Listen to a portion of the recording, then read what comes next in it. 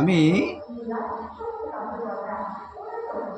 এখন এই মুহূর্তে যে বিষয়টা প্রদর্শন করলাম সেটা আমি হয়তো খুব ধীরে করলাম, হয়তো বোঝা গেল না বিষয়টা, কিছুই না। আমি মানে আমার এই শরীর শ্বাসক্রিয়াতে মনোনিবেশিত হলো।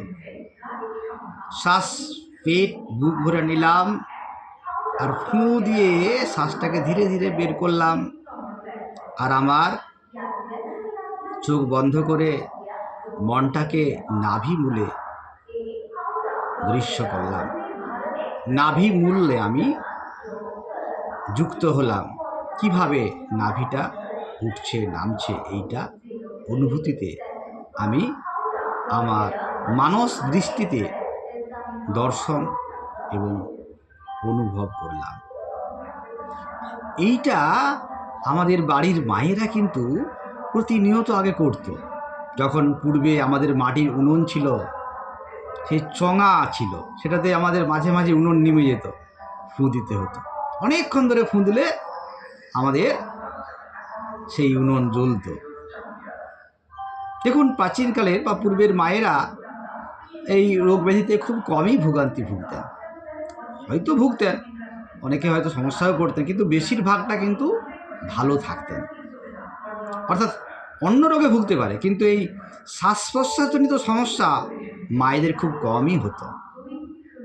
মায়েরা শাঁখ বাজাতে পারে, শঙ্খ প্রতিদিন সকালে ভোরে উঠেই উষাতে শঙ্খধ্বনি, আবার সন্ধ্যা দেখিয়ে সন্ধ্যাতে শঙ্খধ্বনি।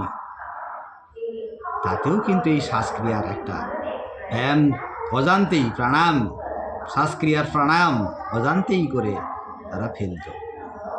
আর রান্না করার সময় তো এই চঙা ফুঁকতে গিয়ে অজস্রবার তারা করেছে।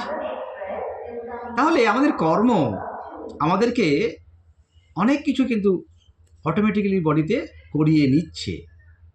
সেটা বডির ভেতরকার বিভিন্ন যন্ত্র, বিভিন্ন যে সমস্ত অঙ্গ যেগুলো আছে ভিতরকার, সেগুলো কিন্তু একটা সিস্টেম সুন্দরভাবে কাজ করে ফেলতে অজান্তেই। আর সেগুলো কিন্তু এখন বালাই নেই। বাড়িতে বাড়িতে গ্যাস, বাড়িতে বাড়িতে এখন সন্ধ্যা দেখানোর রেওয়াজ প্রায় উঠে গেছে বললে হয়, আধুনিকতার ছোঁয়ায়। তাহলে তার ফল তো আমরাকে ভোগ করতেই হবে, সেই ফল ভোগ করছি। তো সেক্ষেত্রে আমরাকে এই ফল থেকে মুক্তি পাওয়ার জন্য আমরাকে কিছু প্রাণায়াম, যোগ প্রাণায়ামের সঙ্গে যুক্ত হতে হবে। তাহলে আমরা আবার অনেকটা এই বর্তমান যে সমস্যাগুলো হচ্ছে শরীরকে কেন্দ্র করে, সেগুলো থেকে অনেকটা আমরা মুক্তি পাব।